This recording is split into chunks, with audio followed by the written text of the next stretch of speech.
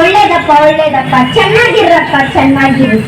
ಏನ್ ಬಿಸ್ಲಪ್ಪ, ಈ ಪಾಟಿ ಬಿಸ್ಲಾಗ ಗಿಡ ಮರಗಳೆಲ್ಲ ಸುಟ್ಟೋಗ್ತಿವೆ. ಮಳೆರಾಯ ಒತ್ತಿ ಕಣ್ಬಿಟ್ರ ಭೂತಾಯಿ ತಣ್ಣಗಾಗ್ತಾಳ. ಮಳೆರಾಯ ಹಿಂಗ್ ಮುಳಿಸಿಕೊಂಡ್ರ ನಮ್ಮ ರೈತರ ಗತಿ ಏನಪ್ಪ? ನೀವೆಲ್ಲ ಬುದ್ಧಿವಂತರಿದ್ದೀರಾ, ವಿದ್ಯಾವಂತರಿದ್ದೀರಾ, ನಾನು ಅನಾಕ್ಷರಸ್ಥೆ. ನನ್ ಪುಣ್ಯ ನೋಡ್ರಿ, ನಡೆದಾಡೋದ್ ಯಾವ ನಾಡ್ನಾಗ ನಾವು ಹುಟ್ಟಿದ್ದು. ನಿಮ್ಮಂಗೆಲ್ಲ ಆಡ್ ಬೆಳೆ ವಯಸ್ಸಿನಾಗ ನಮ್ಗೊಂದು ಮದ್ವೆ ಮಾಡ್ಬಿಟ್ರು. ನಮ್ಗ ಬಾಳ ದಿನ ಮಕ್ಕಳಾಗ್ದಿಕ್ಕ ಊರಿನ ಜನ ಎಲ್ಲ ನಮ್ಮನ್ನ ನೋಡಿ ಆಡ್ಕೊಂಡ್ ನಗ್ತಿದ್ರು. ಹುಷಾರಿಲ್ಲ ಅಂದ್ರ ತೋರ್ಸಕ್ ಒಂದ್ ಆಸ್ಪತ್ರೆ ಇರ್ಲಿಲ್ಲ ನಮ್ಮ ಊರಾಗ. ಗರ್ಭಿಣಿ ಹೆಣ್ಮಕ್ಳು, ಚಿಕ್ಕ ಮಕ್ಕಳು ಹುಷಾರಿಲ್ಲ ಅಂದ್ರ ಬಿಸ್ಲಾಗ್ ನಡ್ಕೊಂಡ್ 5-6 ಮೈಲ್ ದೂರ ಬೇರೆ ಊರಿಗೆ ಹೋಗ್ಬೇಕಿತ್ತು. ಇವ್ರ ಬವಳಿ ನೋಡಿದ ನನಗೂ ನನ್ ಗಂಡಂಗೂ ಒಂದ್ ವಿಚಾರ ಹೊಡಿತು. ನಮ್ಮೂರಿನ ಬದಿಯ ದಾರಿ ಉದ್ದಕ್ಕೂ ಗಿಡ ಮರಗಳನ್ನು ಬೆಳೆಸ್ಬೇಕು. ಆ ದಾರಿಯಲ್ಲಿ ಓಡಾಡೋರಿಗೆ ನೆರಳು ಸಿಗ್ಬೇಕಂತ ಗಿಡ ಮರಗಳನ್ನು ಬೆಳೆಸಕ ಶುರು ಮಾಡಿದ್ವಿ. ನಮ್ಮೂರ್ನಾಗ ನೀರಿನ ಬವಣೆ, ಸುಡೋ ಬಿಸಿಲು, ಇಂಥ ಸಮಯದಾಗ ಬಿಸಿಲಾಗ ನಡ್ಕೊಂಡು 5-6 ಮೈಲ್ ದೂರ ನೀರನ್ನು ಹೊತ್ತು ತಂದು ಈ ಗಿಡ ಮರಗಳಿಗೆ ಹಾಕ್ತಿದ್ವಿ. ಇಷ್ಟು ದೊಡ್ಡದಾಗಿ ಗಿಡ ಮರಗಳನ್ನು ನಾವು ಬೆಳೆಸೋ ಬರ್ದಾಗ ನಮ್ಮ ಬಂಜೆತನವನ್ನೇ ಮರ್ತ್ಬಿಟ್ಟೆ. ಈ ಮರಗಳನ್ನ ಬಹಳ ಪ್ರೀತಿಯಿಂದ ನನ್ನ ಸ್ವಂತ ಮಕ್ಕಳಂತೆ ಸಾಕಿ ಬೆಳೆಸಿದ್ವಿ. ಇವರೇ ನನ್ನ ಮಕ್ಕಳಂತ ಜೀವಿಸೀನೇ ಕಂಡ್ರಪ್ಪ.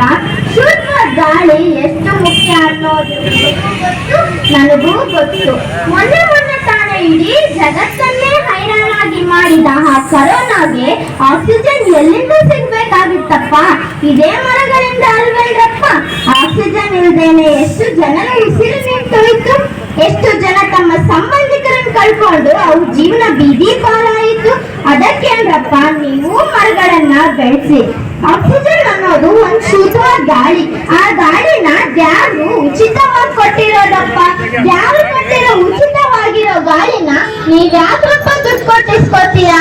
ಪರಿಶ್ರಮವಿಲ್ಲದೆ ಐಷಾರಾಮಿ ಜೀವನ ನಡೆಸೋ ಬರ್ದಾಗ ಮರಗಳನ್ನು ನಿರ್ದಾಕ್ಷಿಣ್ಯವಾಗಿ ಕಡಿಬೇಡ್ರಪ್ಪ. ನೀವು ಕೂಡ ಮರಗಳನ್ನು ಬೆಳೆಸಿ. ನಿಮಗೆ ಕೈ ಮುಗಿದು ಕೇಳ್ಕೊಳ್ತೀನಿ ಕಣ್ರಪ್ಪ, ದಯವಿಟ್ಟು ಈ ಮರಗಳನ್ನ ಕಡಿಬೇಡ್ರಪ್ಪ. ಅಜ್ಜಿ, ನಿಮ್ಗೆ ಯಾಕೆ ಈ ಮರಗಳ ಬಗ್ಗೆ ಇಷ್ಟೊಂದು ಪ್ರೀತಿ? ನಿಮ್ ಕೂಸಿಗ ಏನಾರ ಆಪತ್ ಬಂದ್ರ ನಿಮ್ ಕಣ್ಣು ಹೆಂಗ್ ಚಾವಾಗ್ತದ ನೋಡ್ರಿ. ಹಂಗೆಯ ನನಗಿರೋ ಮಕ್ಕಳು ಮೊಮ್ಮಕ್ಕಳು ಅಂದ್ರ ಈ ಮರಗಳೇಯ. ಅದ್ಯಾವ್ರು ಕೊನೆಗಾಲದಾಗ ಮನೆಯಿಂದ ಆಚೆ ನುಗ್ಗೋ ಮಕ್ಕಳನ್ನ ಕೊಟ್ಟಿಲ್ಲ. ನಾ ಸತ್ ಮೇಲೂ ಬ್ಯಾರೆಯವರಿಗೆ ಆಶ್ರಯ ನೀಡೋ ಮಕ್ಕಳನ್ನ ಕೊಟ್ಟವನೆ. ಈ ದಾರಿ ಉದ್ದಕ್ಕೂ ಇರೋ ಮರಗಳು ನಾನು ನನ್ ಗಂಡ ಪ್ರಾಣಕ್ಕಿಂತ ಹೆಚ್ಚಾಗಿ ಕಾಪಾಡಿ ಬೆಳೆಸಿದ್ದೀವಿ ಕಣ್ರಪ್ಪ. ನನ್ ಗಂಡನ ನೆನಪಿಗೆ ಅಂತ ಇರೋದು ಈ ಮರಗಳು ಮಾತ್ರ. ಕಡಿಯೋ ಯೋಚನೆ ಬಿಟ್ಟು ಬಿಡ್ರಪ್ಪ, ನನ್ ಕೈ ಕಿತ್ತು ಬರ್ತದೆ. ಅಜ್ಜಿ, ನಿಮ್ ಹೆಸರೇನು? ಸರ್ಕಾರದವರು ನನ್ನ ಹೆಸರನ್ನ ಮಾರು ಉದ್ದ ಇಟ್ಟವ್ರೆ. ಅದೆಂತದು ಸಾಲು. ಓ, ಸಾಲು ಮರದ ನಿಮ್ಮ ಮಕ್ಕಳನ? ಹಾ, ಅದೇ ಕಣ್ಮಗ. ನನ್ ಹೇಳಕ್ ಬರಕ್ಕಿಲ್ಲ.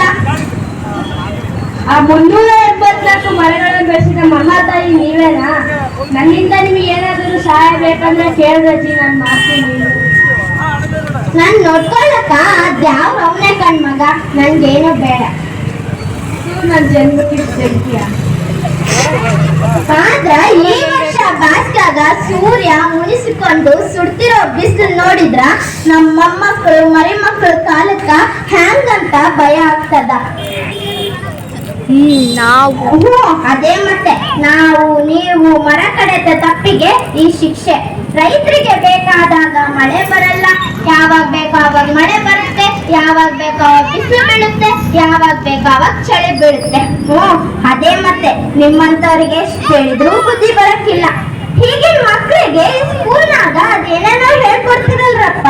ಅದ್ರ ಜೊತೆಗೆ ಸಣ್ಣ ಸಣ್ಣ ಸೊಸಿ ನಡೋದನ್ನ, ಮರ ಬೆಳೆಸೋದನ್ನ ಚೂರು ಹೇಳ್ಕೊಡ್ರಪ್ಪ.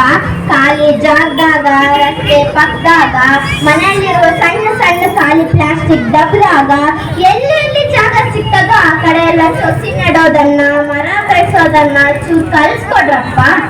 ಹೀಗೆ ಈಗಿನ ಮಕ್ಳು ತ್ಯಾವ್ರು ಇದ್ದಂಗೆ ಅವ್ರಿಗೆ ಈಗ್ಲಿಂದನೇ ಹೇಳ್ಕೊಂಬಂದ್ರ ಮುಂದೆ ಭೂಮಿನ ಹಸಿರಾಗಿಟ್ಟು ಭೂತಾಯಿ ಜೀವನ ತಂಪಾಗಿರ್ತಾರ.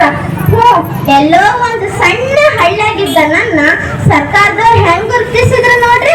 ಹಂಗೆಯೇ ನಮ್ಮ ಪರಿವರ್ತನಾ ಶಾಲೆಯವರು ನನ್ನನ್ನು ಗುರುತಿಸಿ ಇಲ್ಲಿಗೆ ಕರ್ಸಿದ್ರು. ಒಳ್ಳೇದಪ್ಪ ಒಳ್ಳೇದು.